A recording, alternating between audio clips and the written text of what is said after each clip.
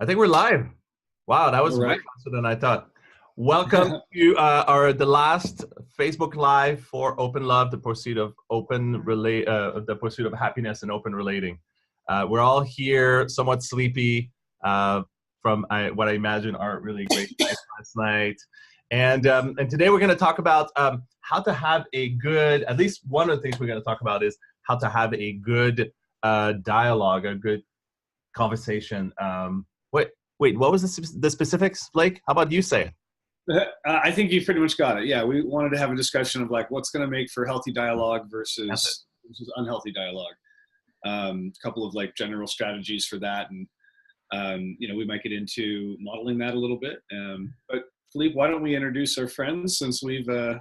the internet's seen so much of you and me. Who do you got sitting next to you? I'm sitting right next to my lovely wife of 10, 11 years, 14 years, depending on 10 years. Yeah. 10 years of marriage, 14 years of relationship. And this is Ted. Hi. That's it. You want to introduce Ted? Ted is one of my beloveds. Mm-hmm. Great. And I'm sitting with my partner Danielle. Hi, everyone. Hey. Hi. This is fun. Good to see you guys. Yeah. So, I think when a lot of folks sit down, I mean, this could be true in any relationship, poly or otherwise, sit down to have a conversation with their partner because something has occurred, some like upset or tension is present. I think a lot of people launch into habits of communicating that don't actually bring about closeness or understanding. One of the things that I've seen a lot of is what our textbook More Than Two would call case building, right? It's like when one of us is upset about something, we often start going through the mental process of building a case around that upset because we want to be like justified in feeling what we're feeling or have a good reason, as if like emotions need to have good reasons behind them. But I think that trips people up a bit, right? Like I'd like to teach and maybe renormalize the idea that it's okay to just have feelings every once in a while. You don't have to like have a good argument for them. What do you guys think of that? It helps though. Come on. No. And it's interesting because I just saw that my friend Derek here, Derek Hart, just jumped in and to watch the video, and he's an expert at sort of like pulling the vulnerable conversation out of a couple. Like, what's really behind all of what's really behind the argument, what's really behind the fight, and so drilling down to what really matters, what the two people in a couple or in an open relationship, and all the partners, in the different instances of pairing and relating, what really matters behind all of that.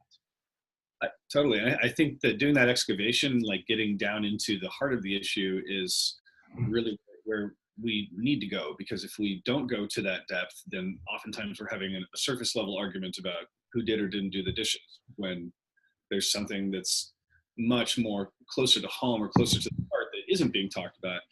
And I think if we don't get down to the heart of the matter, that something will get left on the table, something will get left behind. Yeah, and actually, go for it.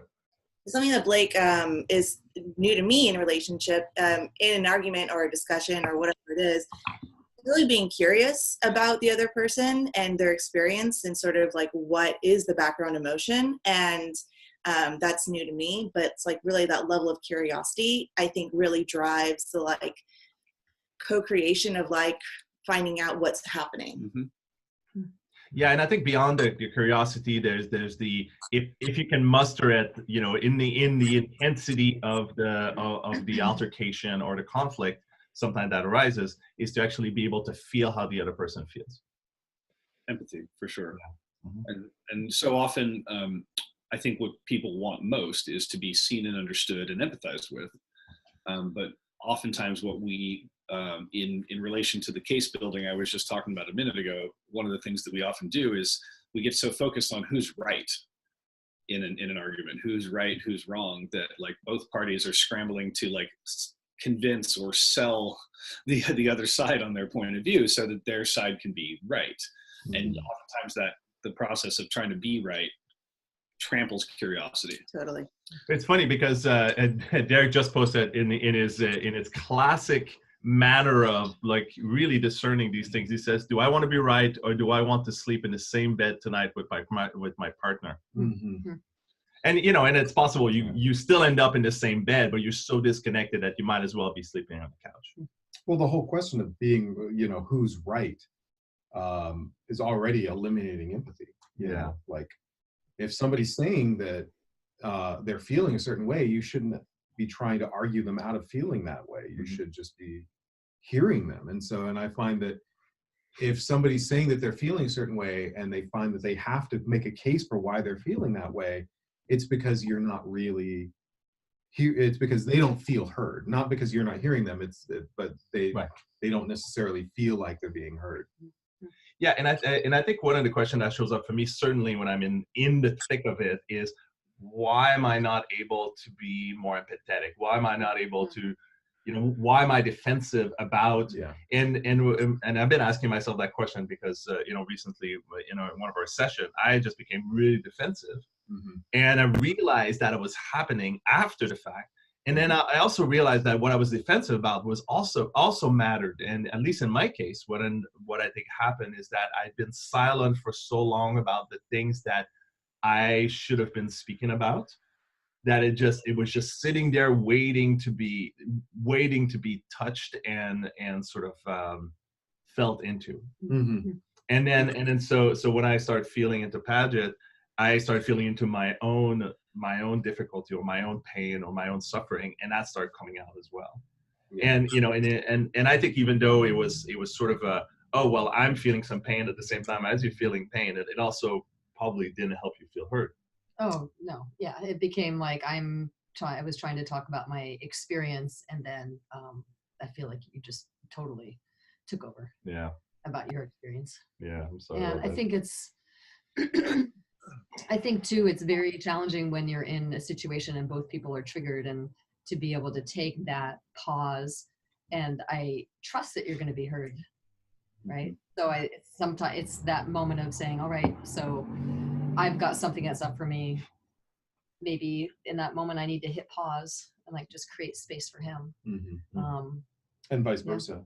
If you're in the midst of talking about something, and you have something that you're suddenly feeling like you're not being heard, I mean, you want to be sensitive to the fact that he wants to be heard too, but you also have to make sure that she, that you're attending to what she's saying at the same time. Yeah. But that's the hardest thing, isn't it? To realize, oh God, I have something that I need to say that needs to get out there that I think nobody's aware of. Yep.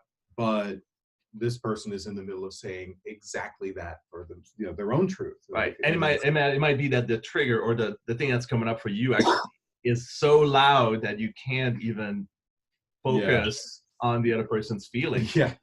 Yeah. And they're kind of pouring it out. Yeah. And you're wrapped up in your own head. Yeah. And right. How do you find that balance? Yeah, I agree. The trick to it, I think, is like developing just a little bit of separation between like what you're feeling in the moment and the part of you that can observe what's happening in the moment. Yeah. You can go like, yep, my feelings, they're here and they exist and they'll have a chance to come out. I don't have to like interject them right now. But I think that like, as we've learned in NLP, every perspective is inherently limited and every perspective is accurate to the person that is looking that way, right? So in a dyad where you have two partners who are kind of arguing over a situation, like they're looking at the situation through their own lens, through their own perspective, their own subjectivity. And oftentimes it's really hard when emotions are flaring to talk about a situation objectively. We're both trying to say like, no, I see it this way. No, I see it this way. And it's like, what would help both parties relax, I think, is some acknowledgement of what you're saying makes sense. Your perspective is true, and I'm not going to tell you that it's wrong. It just happens to be different than mine. But I think a lot of couples do go to that place of making each other wrong because they don't have alignment on what the situation is or looks like, or the facts, or and usually I put air quotes around facts because oftentimes it's an opinion, marauding as a fact. Like, you were ignoring me last night. That's an interpretation, right? Like, I could have just been really busy and unable to look at my phone, or maybe my battery died or something. I think that can actually also be something that's something that's difficult. But I mean, I'm personally, for myself, I'm very sensitive to judgment. So if somebody says I felt ignored, it's very different than you were ignoring me. Yeah. And it might actually kind of stop me in my tracks, unable to really. And actually, Paget and I had kind of came up with a trick around that a long time ago. She would say something like, "I want to share something with you," and I would say, "Okay." And she would say, "It is about you," or "It's not about you." And then I would be able to kind of brace myself for the what felt to me like the onslaught of judgment, but knowing that it wasn't about, knowing that it was just her sharing it, and I was actually ready for it, made a big difference. Yeah, absolutely. Brace yourself and like prepare. I mean, you would think that I was about to like, Well, just it's also like, okay, I'm not going to shiv him in the back. I'm going to take him out in the front, But this is those emotional reactions. Which, by the way, somebody just chimed in. Somebody named Shai just chimed in to say, Shai, listen and not to respond is a key to conflict resolution. And like, I think something that you brought up though just now is important, because you're talking about getting consent for having certain conversations. And I know this is something that my brother-in-law and my sister practice, and they'll say like, "Hey, I want to talk to you about something. Is now a good time?" And they get consent for a conversation. They can say yes, or they can say, "How about in an hour?" Or like, my emotional bandwidth is not great right now. Can we do it tomorrow? And they set up a time and a structure to have conversation, and they don't just bombard each other with like, "I have feelings and now blah, I'm going to throw them up all over you." They like create like a structure around it so everyone feels prepared and they can like engage in the conversation like fully resourced, so the conversation can go well. But I think that saying like, "Hey, I have something I want to talk to you about, is now a good time," goes really far.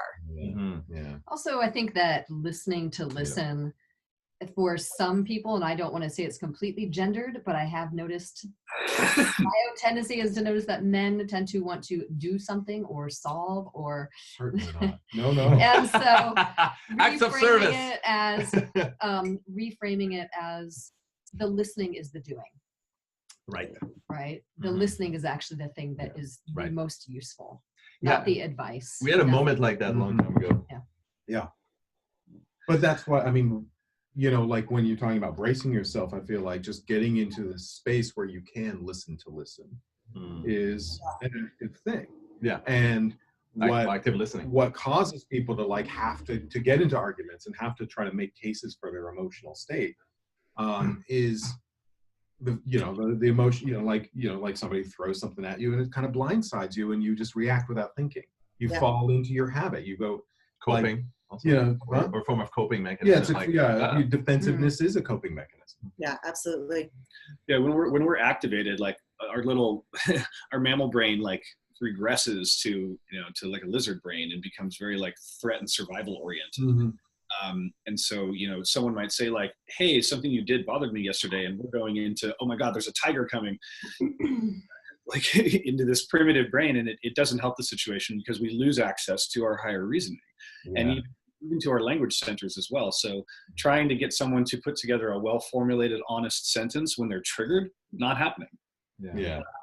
And unfortunately, in the interest of being heard, both parties will escalate things. They'll get louder and louder and louder because they don't feel heard, and that just makes the triggering that much more.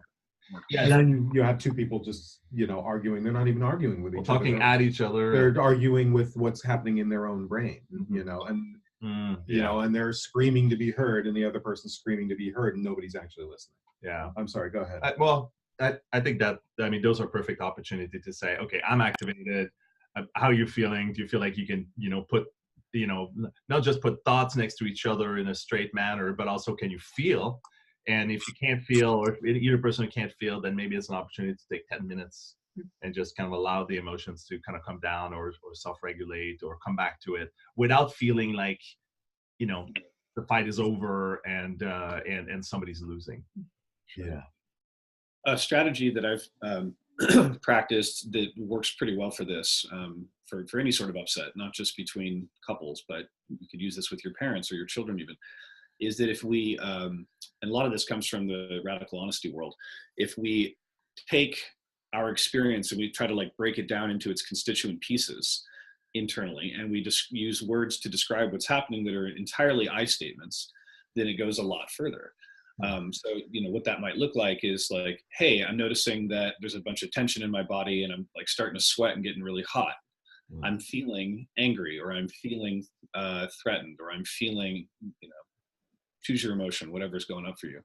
And then going to like the next step would be where most people start, which is the interpretation. Most people would say like, I'm pissed at you because you didn't blah, blah, blah, blah, blah.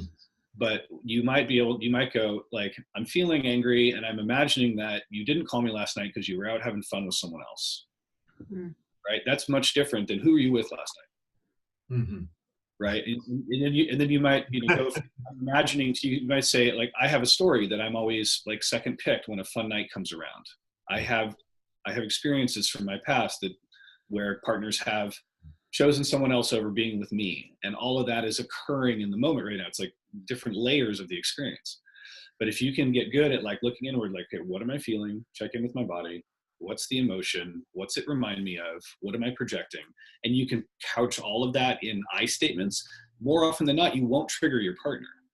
Like you just won't, because none of those words are meant to like penetrate the other person. Yeah, it's owning your side of the experience, right? Because like there is something that's happening that you're feeling triggered by or upset by, but it's really being able to like own, why am I feeling this way? Where is it coming from? And you can still be mad. You can still be mad at the person or mad at the, you know, what's happening.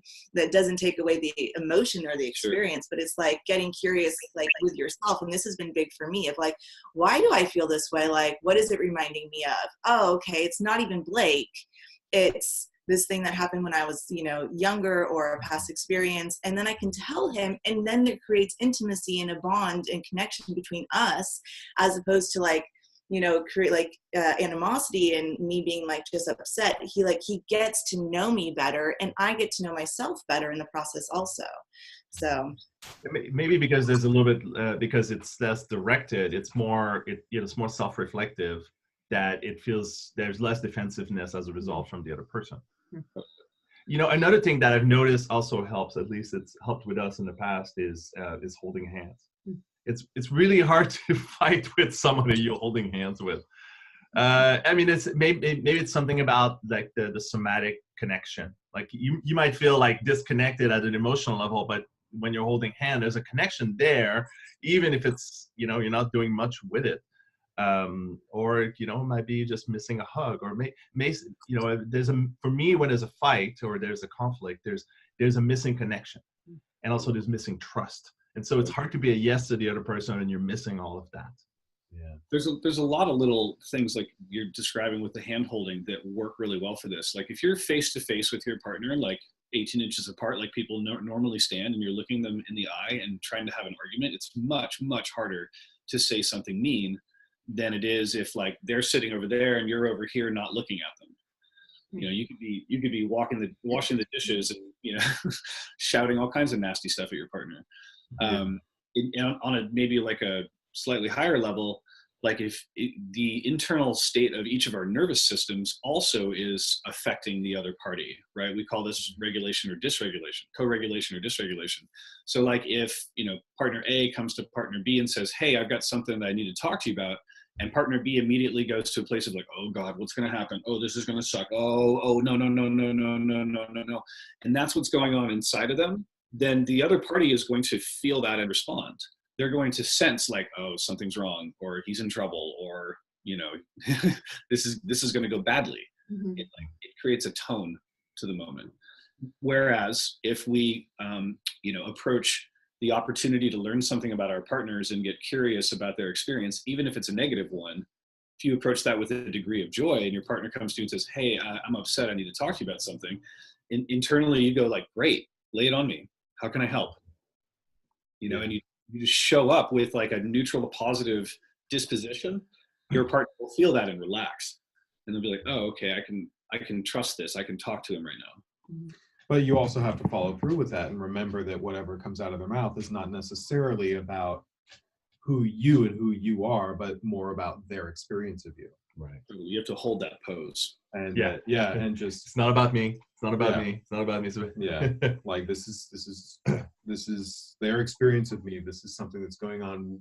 This is a reaction that they're having to me, not necessarily a critique of who I am as a human being. You know, Absolutely. it's not it's a criticism is not there to tear me down or to like make me bad or wrong. It's about just trying to find a better mutual experience. yeah, and realizing that it's, you know, like a few years ago, Paget and I, with some friends, we came up with the 10 rules of Burning Man, and rule number 3 is it's not about you, and rule number 4 is unless it is about you. And it's, you know, sometimes it's flipped from rule number 3 to rule number 4 because you can't hold it. Yeah. And because you start to take it personally. So, you know, it's one thing if somebody's talking to you, it's like, okay, it's not about you, it's not about you, it's not about you. And then suddenly you're like, God, I can't do it. And then it just like goes in, and then you get triggered. So I think all the ways you can either self-regulate in the moment, or you can engage in a way to support your partner in going more self-reflectively and less pointed in your direction. Or maybe there's a way you could actually be sitting next to them. Okay, now tell me more, and their voice and their attention is kind of going this way, even though they're talking to you. That might be helpful somatically as well. I agree. Some of what I'm hearing in this part of the conversation is when you said like take it personally, Philippe, what I'm thinking of is when people feel attacked at like an identity level. And Ted, you said, you know, a critique of somebody as a person, right? In a moment where you've done something that hurts another person, like your behavior was bothersome, that doesn't mean anything about your identity. It just means that you behaved in a way that bothered somebody. But a lot of us, I think partly because of the culture we've grown up in, like there's like judgment hangs in the air everywhere. You know, if you grew up in a Judeo-Christian background, like judgment was like pounded into you, but it exists in our larger culture as well. So it's like, if your partner's upset with you, they might be going to a place of saying like, you're a bad partner, or you might internally be going to a place of saying, oh, I'm a bad partner. Yeah, you might already have shame inside of you for things you did that you realize could have been hurtful, or maybe you realize that it was, and then you have to deal with not just the things that they're sending your direction, but your own internal shame arising. But you see how you phrase that, I'm a bad partner. Like, well, you did a bad thing. That doesn't make you a bad partner. A bad partner is a person who hears that they did a bad thing and then doesn't do anything about it, or like gets defensive and doesn't want to take the blame for it, or you know, or doesn't, you know, because we build so much of this idea around blame leads to punishment, right? Rather than blame leads to trying to do better, right? You know, and I feel like, you know, that kind of immediate desperation to avoid punishment can kind of you know, it destroys your ability to try to improve, because you're so busy trying to avoid punishment, trying to avoid blame, that you can't do better. You can't become a better partner. And I think in Brene Brown's perspective, from Brene Brown's perspective, the difference between a shame and guilt is having done something that's wrong or hurtful. Shame being I am wrong or hurtful. Yeah. And I think that's the identity piece. And if you can sort of like not go, if however internally you can manage to not receive it as shame, or if your shame resilient skills are really good, then you can say, okay, I did something wrong, and now I can do better because now I know how to care for this person better. It's not shaming, it's feedback. You know, yeah. Like this is what's going on, and it's not sure that this is what your intention was, you know, like this is not the effect that either of us want. So maybe we could work on that. Yeah. You know, it's much easier for me to behave that way when I feel like I was at my utmost integrity, and beyond that I still failed, and I'm like, well, I still did the best I could, and in that context I can say, yeah, I can do better, but I did the best I could. So there's no shame arising in me. That's just like, shit, I know I'm gonna fuck up in the process of learning. Yeah, I often, go to a place of like, I was doing the best I can, or in the moment I was doing the best I could. And a big piece for me was learning that like, I can still apologize for something, even though I know at the moment I was doing the best I can or could. And so I'm saying like, I'm sorry that I hurt you and I left you in pain, even though I was doing the best I could. Like, I'm sorry that my actions still caused pain. And that for me was a huge learning moment of like, I can still acknowledge like my best left Blake in pain. Yeah. And I can apologize for that. And that, like, because before I was like defending myself of like, well, I was doing the best I could. I was doing the best I could. I didn't do anything wrong. Yeah. Like I didn't, like I felt like, oh, I can still like understand that like that still had impact and like hear his experience and hear his side without saying like, I'm bad or I'm wrong or I should have done something different, like because I was doing the best I could at the time and my best still left him in pain. And like that like broke open something for me about a year ago that changed so much. Because we recognize that like feeling empathized with goes a lot deeper toward like healing and intimacy than your partner falling on their sword and saying like, I fucked up, I'm a fuck up, I'm sorry. Oh, like, that doesn't help at all. That doesn't really help at all. I mean, even, I don't mean to be overly dramatic about it, but really the empathy means more than the apology. Just get it. Just understand how I feel and let that be okay. It like does a lot to just like, just bring down the tension. We have an apology process that Paget and I wrote, and I'll be posting a link about it, which is really about getting the impact. Like the apology is essentially saying, I get the impact and now I know how to care for you better. It's not about are you going to forgive me? It's not about I did something wrong. It's not about please don't think I did something wrong. It's more like, okay, now there's a deeper connection around, because it's an intimate experience to hurt someone. Right? And it could be like massively difficult to process because, wow, I hurt someone. But it's a learning process. We're never not learning one another, learning ourselves. That's a process that continues on. And when, you say, I was doing my best, but it wasn't good enough.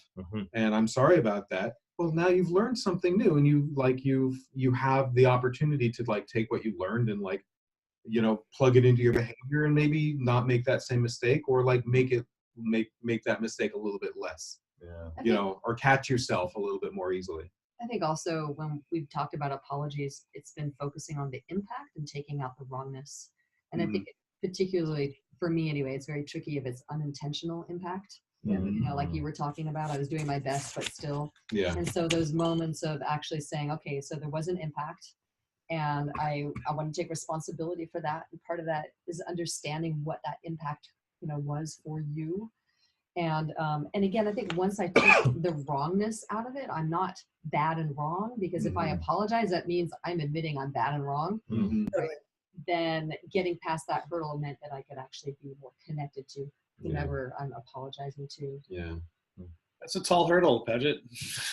It really is. Like not just for the five of us, but for everybody. Like we're all no, it's easy.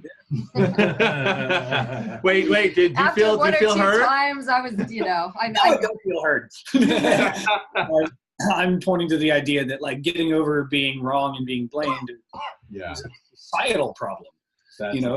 It's a global problem. Like we are always looking, we always need to have an enemy du jour, it's. Oh, who's really good at actually deflecting any of that is our current president. No. Not yet. He doesn't know what responsibility means. Okay. And that's really what we're talking about here is responsibility, right? Like taking responsibility for the top to bottom, like breadth and depth of your whole experience, and taking responsibility for the idea that you behaved in a way that somebody found unfavorable or hurtful, and being able to take the responsibility of listening to that. Yeah. As you were speaking, something else kind of popped in my head is how do you, and anybody else here might have an idea. So how do you notice because it always starts with somebody saying something that's important to them that the other person misses or dismisses or diminishes, or doesn't listen to, right? There's this moment that one person says, oh, I feel weird about this, or that didn't feel good. And then the other person's like, yeah, it's fine. Or, you know, why are you upset about this? Or why would it be a problem? Or just some version of dismissing it. So I'm curious how any of you is able to notice when that moment comes up. That moment of, oh, now this is something I should really be listening to. Like there's an expression here in my partner that needs to be heard before the conflict happens. If you guys have any sense, because I don't. I mean, internally you notice that explains a lot. I just admitted to one of my limitations. Well, Philippe, do you mean noticing internally or noticing externally in your partner that something is missing? Oh, your partner comes in and they're like, I'm so happy to see you, and you don't respond, or I missed you, and you're like, yeah, but I was here all day yesterday, you know, and you just basically just dismiss whatever it is. Yeah, there's somebody there that has an input about it too. Avoidance. Yeah. Yeah. Sorry to interrupt. I'm sorry. Yeah, totally. Yeah, avoidance is a clue for sure. Yeah, absolutely. So if the other person, but there's already avoidance at that point. Like, how do you like catch yourself before the avoidant moment? Well, isn't that the trick? You know, how, you know, what causes avoidance, and what causes, you know, what causes you to not hear things, you know, because something's already happening when somebody says something and you didn't, you didn't hear it, but but you heard it and it made you feel vulnerable and, you know, like in danger. And then you just kind of pushed it aside, and all that happened in your hind brain. You didn't even think it through. It just kind of happened. Yeah. I think it all comes down to where your presence lies. You know, if you've spent the day like by yourself working, and this is true for Philippe and I both, we're sitting here in our living rooms doing work, you know, you're just with yourself, and you know, maybe with your computer all day long, and then your partner comes home, and it can be pretty easy to just go, oh, hey babe, you know, and keep going. Because you're in the zone. You're in a self-oriented mind frame. It's not necessarily selfish. It's just where your presence is. And to really Self-centered. What's that? You're centered? Yeah. You're like centered on your own experience. Totally. That's your perceptual frame then. You know, and if your partner comes in, like, you know, I don't want to use the word should, but the way to like fully acknowledge them walking in the room and saying, hi, I'm here, is to like pause what's going on here and shift your presence outward, and just, you know, be with them for as long as is asked for or called for. So what I'm hearing you say, there's a way to possibly set things up that if you've had that experience with your partner, like really wanting some more attention, to say, okay, I'm gonna put pause. Or let me know 10 minutes before you arrive so I can sort of wrap my brains and put things on paper. And then when you arrive, I can just give you a half an hour of my attention. The last thing I wanted to add to that is that I think where people get tripped up is when they let their presence get split. Where it's like they'll give their partner like a partial attention, or like, yeah, I'm listening. You know, and your partner. Yeah. I have to say that's the gift of parenting too. Maybe so. It really is like this skill. Like, attention. Oh yeah. I totally hear what's going on here, and I'm cooking, and I'm like handling this other thing. This thing falls, and you catch it. I bet most of the time, though, what you're paying attention to is not an upset child necessarily. It's just a child expressing itself. You know, like, you know, Mom, I'm having all these random thoughts, and I'm going to keep speaking them to you because I don't. Watch, check it out. We have a melting down child in the middle of a grocery store. And you picking out upset, handling the groceries. Like, all right. Totally. I have to say, Phoenix has become an expert at distracting me. You'll come over, kind of start climbing on me like a monkey, and I'm like kind of like trying to hold my hands on the keyboard, and he's just like puts a leg up. I'm Danielle. I'm like, babe, I'm working. and how do you feel when you're like that, though, Danielle? How old do I feel? Yeah. Oh, probably like 6 or 7. Exactly. No. Yeah. But that's also that also matters actually in some ways. I mean, it could just be playful, but if the person really feels like they're 6 or 7 in that sort of really playful, really trying to kind of get some love or some attention, to actually dismiss that might actually hurt their inner child. Or not just get some love and attention, but also like, I have a problem and I need to discuss it with you. Yeah, You know, I really want you. And we're back to avoidance. You know, the whole concept of and you know, you're talking about like, you know, stopping what you're doing instead of just looking and going, oh, hey, hon, you know, actually getting up and engaging when somebody kind of comes in. I find that I have noticed that some people have an easier time and some people have a harder time doing that. Some people, like, I'm a very hyper-focused person. Yeah. But you know, but I also live alone. I'm a bachelor, sort of, more or less. And nice catch. Sort of. You're like a quasi-bachelor. Quasi-bachelor, yeah. You live alone, but I've got some stuff at your. I've got my little you got your stuff satellite, place, you know, in the closet. Yeah, satellite. Yeah, you can find Ted's phone number in the comments. Yeah. But you know, the you know, like because I'm a bachelor, I get plenty of alone time and plenty of time to be in my own space. What did you call it? Your self-center, you know. And so when you come over, I made a habit, and every instinct I have says, oh, hi, you know, is just to sort of like barely acknowledge when somebody comes in. But I remember, no, that's not how you greet someone that you're excited to see. That you have a date with. And you know, and so I have it, I know that they're coming, and so I prepare myself, and, you know, on some level, I'm mildly preparing myself, and when you come in, I make sure to, you know, really disengage from whatever it is that I'm watching or I'm doing. I shut everything down and I go and I interact. Yeah, there might be like modes of engagement that comes out of this of the relationship. Like there's playtime, there's social time, there's a we work next to each other kind of time. Yeah. I mean, it might be like, hey, do you want to come over? But I really need to do this work. I would love to do it right next to you with these occasional sort of like pokes and rubbing shoulders and little kisses. And Exactly. But we also we plan it out like that. We consciously say, hey, we're gonna work together. Yeah. Therefore, you're gonna be focused on your book. I'm gonna be focused on my work, etc. So, yeah, totally. I held him to the fire too. I was like, no. Yeah, because I want to get up and snuggle. I know. And I'm like, backdoor buster. Yeah, I'm like, if you don't work, then I can't come in the future. You're gonna not let me come over to co-work. Yeah, that's true. Yeah, there's that. Yeah. You know? Well, there's something to holding each other to the commitment too that can be actually really valuable. Because it can be easy for me to that's my little boy. He's like biting, like nibbling on my neck right now. I do too. He's like, I want to sit on you, and I'm like, just trying to get back to someone and not drop the ideas from my head. Yeah. Danny and Phoenix have so much in common. Like, can I bite your face? And he tries to kiss me. I'm like, hey. And the thing is, he's evolved the ability to not be pissed at me when I can't do it. Well, that's really fantastic. There's a lot to be said for multitasking. Well, there's lots to be said with little boys who basically know how to get your attention because they've grown into it. Right. Okay, mister. All right. He's going to keep escalating things until you hear him.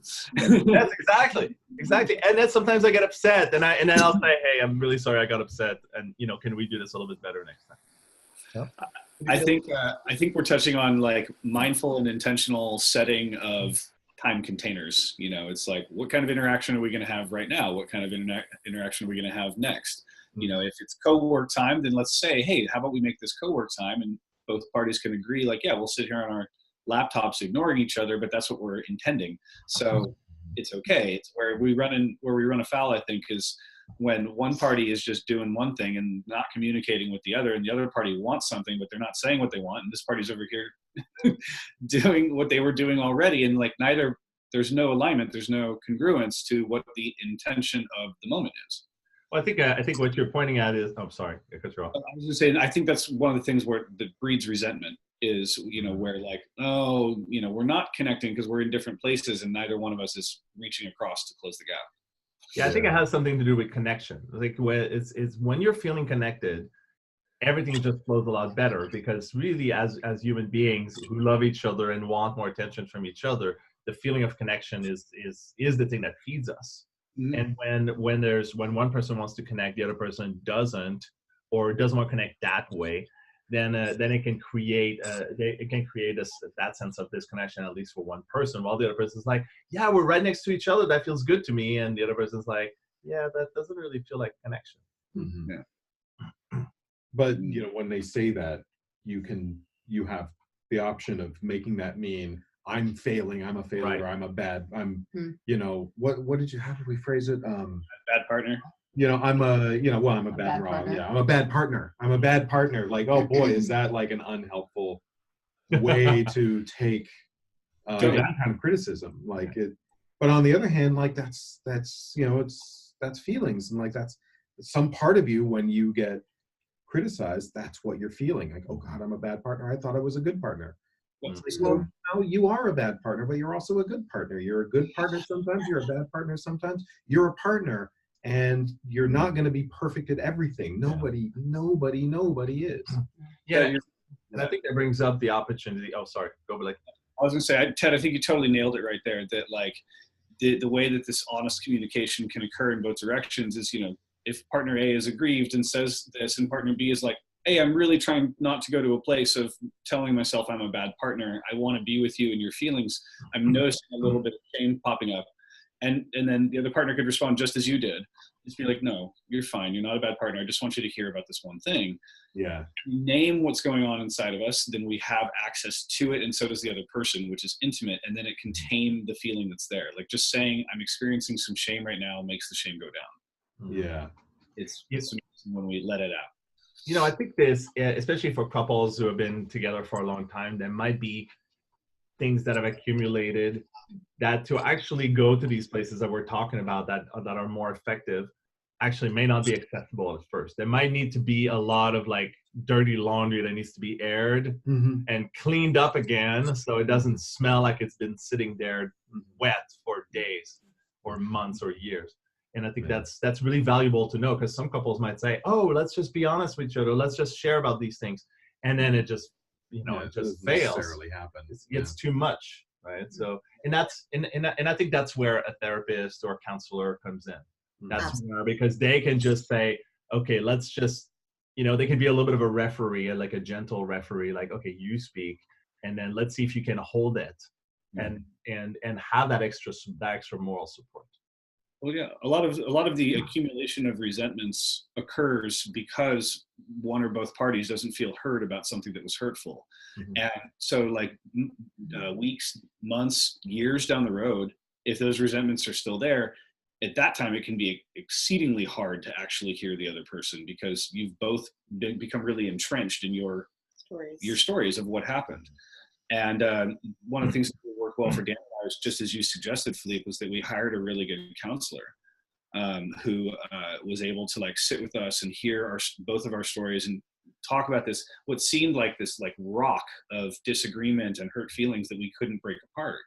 And it was once we had someone there to help us like retain objectivity or help both parties really feel heard, it started to dissolve a little bit, and the conversation was able to move from one of like, I don't trust you, or I don't feel aligned with you in all of these ways, to like, okay, how can we build a life situations, a paradigm that really works for us.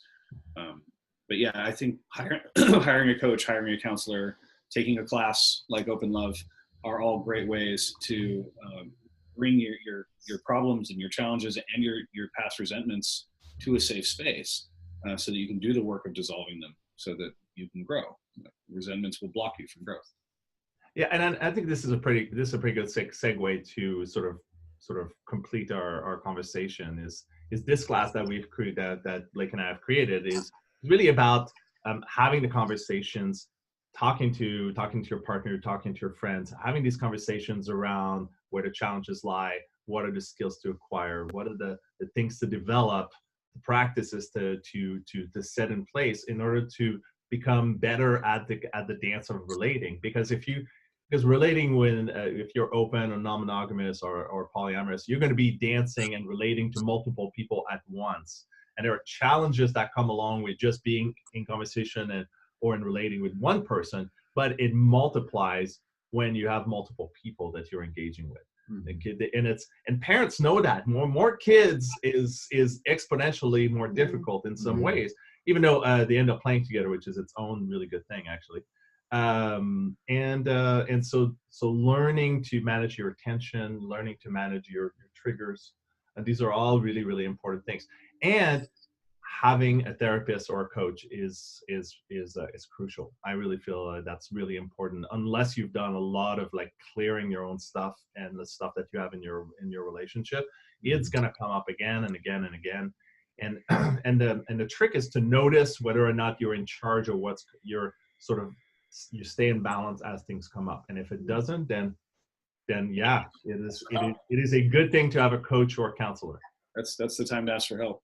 Well, this is partly why we designed a long-running container. It's going to be 14 weeks of weekly calls and a book to read and some writing and conversational assignments to go along with that.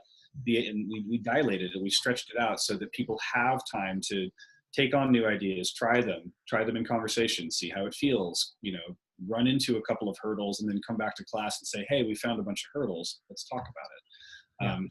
There can be kind of an unraveling.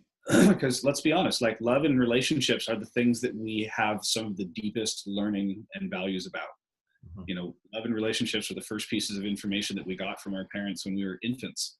And so we're swimming in a pool here that goes all the way to the bottom of who we are. And to do that kind of, you have to do some of that deep work, I believe, to be healthy in relationship, to be secure in relationship, especially as you put it, if you have more and more partners to exponentially raise the stakes. Anything else you want to say about the class, Philippe? Yeah, don't do it alone. And that's kind of one of the reasons why we're doing this class, is so you get to do it with a group of peers, a group of people who want to be in the same journey. And I mean, of course, you could join any of the Facebook groups that are out there. The Open Relationship Community is one of them. And you could ask any questions. But to know that you're with a group of people who are in the same conversations every week, either to have the conversations with, or that are going through this sort of the same stages of engagement, it can be really, really useful and really powerful. So in effect, we're creating a mini community of people doing the same things. Like, we're going on a journey, and we're gonna catch a big one. What was that story? Going on a bear hunt. We're going on a bear hunt. Just like a children's book that we used to read to Phoenix a lot. Yeah. And so yeah, please join us. We already did the first session, and we decided to keep the door open until the next Wednesday session, so you can still join. You didn't miss much. We went through the agreements, and we told people how to use Zoom, and then everybody got to introduce themselves. So there's still plenty of space for you to join us and get to do this at the next session on Wednesday night. Is all the information in the comments? The information is in the post for the live. And then I'm going to add a couple things. I'm going to add the link to the process for apologies that Paget and I have. And I'm also going to put a link for Derek's listening course that he has on his website, which has a lot to do with how to engage well with when one partner is expressing something that's emotionally significant to them. And then and I highly recommend Derek, who I wish was one of our co-teacher, because I think he's a badass around all this kind of stuff, the vulnerability and sharing and empathy. But I'll share what he's got, and he'd be a great person to have as your counselor if you need someone. Cool. Yeah, please join us. Week 2, we're going to start to get into the actual contents of the book, and I have a feeling we'll have some lively Q&A and discussion about the wild world of open relating. Yep. Oh, and you can use the discount code Friends and Lovers, all one word, as a way to get a $100 discount for you by yourself or for you and your partner. Please join us. We'd love to have you guys there. And thank you, Ed and Paget and Phoenix, for coming and being on the call today. And thank you, my lovely lady, for being a part of this with me and being on the journey. All right. Yeah. Thanks. Yeah. Mhm. All right. All right. See you guys later. Take care. Take care. Bye. Thank Ah. you. Hey. What does it say? And And meeting.